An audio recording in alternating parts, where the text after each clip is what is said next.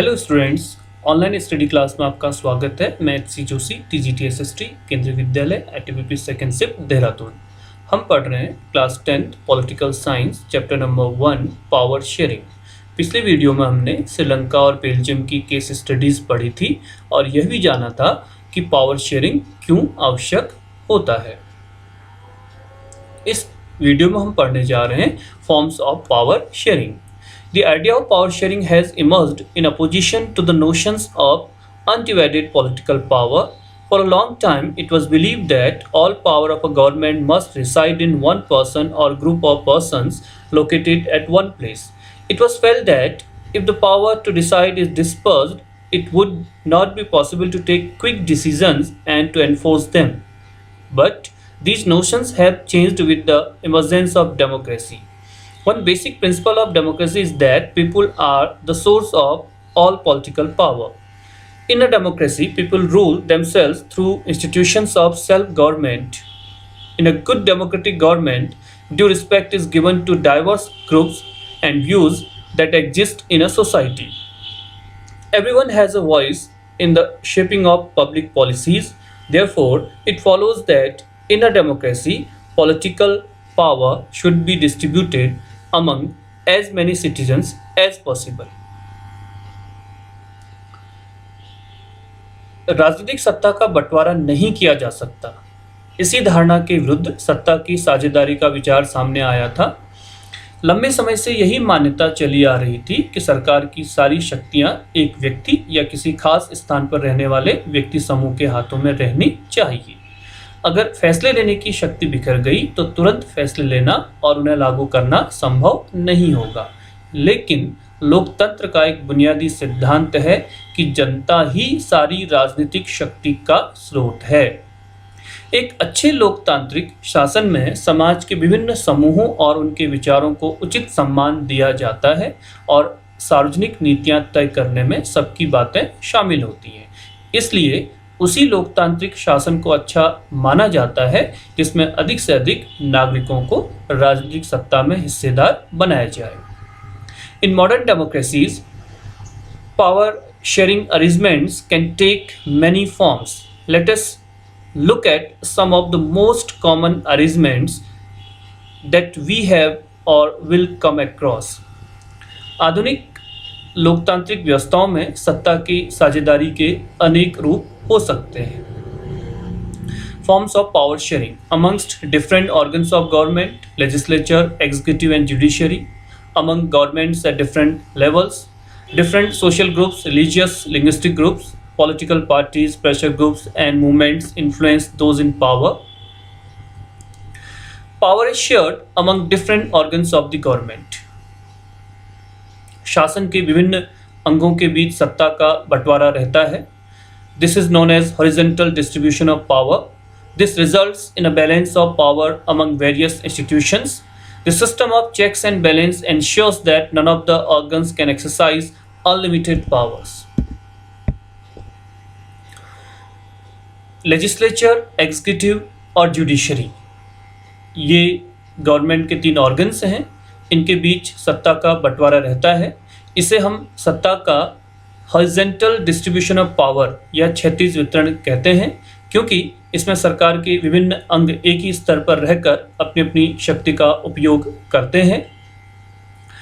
ऐसे बंटवारे से यह सुनिश्चित हो जाता है कि कोई भी एक ऑर्गन सत्ता का असीमित उपयोग नहीं कर सकता है और हर ऑर्गन एक दूसरे ऑर्गन पर नियंत्रण रखता है। इससे विभिन्न संस्थाओं के बीच सत्ता का संतुलन बनता है। Power is shared among governments at different levels. This is known as federal government. It is a general government for the entire country. Example, in India, we have central or union government. सरकार के बीच भी विभिन्न स्तरों पर सत्ता का बंटवारा हो सकता है, जैसे पूरे देश के लिए एक सामान्य सरकार हो और फिर राज्यों पर अलग अलग सरकार रहे। पूरे देश के लिए बनने वाली ऐसी सामान्य सरकार को अक्सर संघ या केंद्र सरकार कहते हैं। प्रांतीय या राज्य स्तर की सरकारों को हर जगह अलग अलग नामों से पुकारा जाता है। भारत में हम इसे राज्य सरकार कहते हैं। हर देश में बंटवारा ऐसा ही नहीं होता है। कई देशों में प्रांतीय या क्षेत्रीय या राज्य सरकारें नहीं हैं, लेकिन हमारी तरह जिन देशों में ऐसी व्यवस्था है वहाँ के संविधान में इस बात का स्पष्ट उल्लेख है कि केंद्र और राज्य सरकारों के बीच सत्ता का बंटवारा किस तरह होगा। बेल्जियम में तो यह काम हुआ है, पर श्रीलंका में नहीं हुआ है। राज्य सरकारों से नीचे के लेवल्स की भी सरकारें होती हैं, जिसे लोकल गवर्नमेंट कहते हैं। नगर पालिका या पंचायतें इसी प्रकार की सरकारों के उदाहरण हैं। ऊपर से लेकर नीचे लेवल की सरकारों के बीच जो सत्ता का बंटवारा है उसे vertical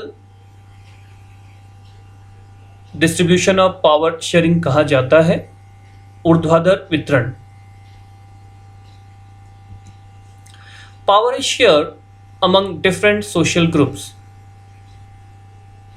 This is known as community government. This type of arrangement is made to give a place in the government to the diverse social groups who feel ignored by the government. This method is used to give fair sharing power to minority communities. सत्ता का बंटवारा विभिन्न सामाजिक समूहों जैसे भाषा के आधार पर या धर्म के आधार पर जो समूह हैं उनके बीच हो सकता है। बेल्जियम में सामुदायिक सरकार या कम्युनिटी गवर्नमेंट इस व्यवस्था का एक अच्छा उदाहरण है।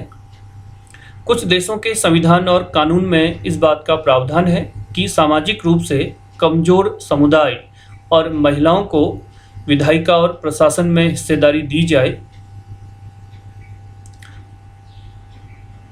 इस तरह की व्यवस्था विधायिका और प्रशासन में अलग अलग सामाजिक समूहों को हिस्सेदारी देने के लिए की जाती है, ताकि लोग खुद को शासन से अलग न समझने लगें।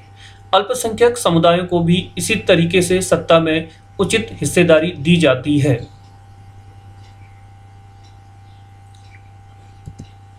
Power shared among political parties, pressure groups, etc. In a democracy, the citizens must have freedom to choose from the various contenders. This take the form of competition amongst different parties. Such competition ensures that power does not remain in one hand. In a democracy, we find interest groups such as traders, businessmen, industrialists, farmers, and workers. सत्ता के बंटवारे का एक रूप हम विभिन्न प्रकार के दबाव समूह और आंदोलनों द्वारा शासन को प्रभावित और नियंत्रित करने के तरीके में भी देख सकते हैं। लोकतंत्र में लोगों के सामने सत्ता के दावेदारों के बीच चुनाव का विकल्प जरूर रहना चाहिए।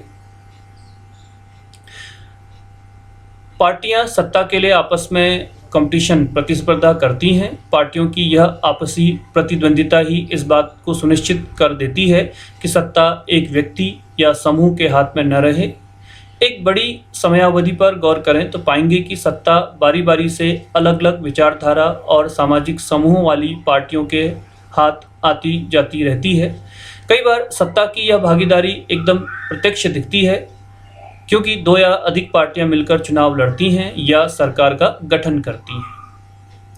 लोकतंत्र में हम व्यापारी, उद्योगपति, किसान और औद्योगिक मजदूर जैसे कई संगठित हित समूह को भी सक्रिय देखते हैं।